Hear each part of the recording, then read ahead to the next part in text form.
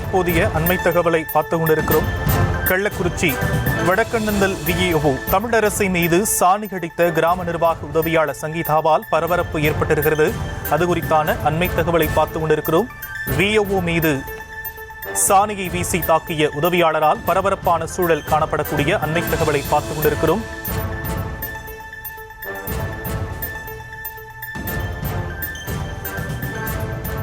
Kallakurichi வடக்கண்ணந்தல் VAO தமிழரசை மீது சாணி அடித்த கிராம நிர்வாக உதவியாளரால் பரபரப்பு ஏற்பட்டிருக்கிறது. விவரங்களை நம்முடைய செய்தியாளர் சிவபிரகாசம் வழங்க நாம் கேட்கலாம். சிவபிரகாசம், விரிவான விவரங்கள். வணக்கம். கள்ளக்குறிச்சி மாவட்டம் வடக்கண்ணந்தல் பேரூராட்சியின் மேற்கு பகுதியில் கிராம நிர்வாக உதவியாளராக பணியாற்றி வருவோர் சங்கீதா. அதே கிராமத்தில் கிராம நிர்வாக அலுவலராக பணியாற்றி வருவோர் தமிழரசி. இவர்கள் இருவருக்கும் இடையே ஏற்கனவே பிரச்சனை இருந்து வருகிறது.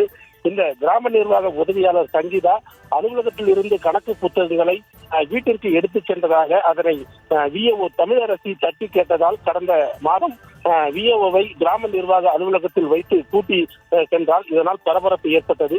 இது குறித்து விஏஓ வருவாய்த்துறையிடம் புகார் அளித்தார். அதனைத் தொடர்ந்து சங்கீதா மீது தற்காலிக பணியிட நீக்கம் நடவடிக்கை எடுக்கப்பட்டு அவர் தற்போது பணியிலிருந்து விடுவிக்கப்பட்டுள்ளார். இந்த நிலையில் அந்த ஆத்திரத்தில் இன்று கிராம நிர்வாக அலுவலகத்தில் பணி செய்திருந்த தமிழரசி உள்ளே இருந்தபோது அவர் மீது சாணியை கொண்டு கிராம நிர்வாக உதவியாளர் அடித்ததால் பரபரப்பு ஏற்பட்டுள்ளது.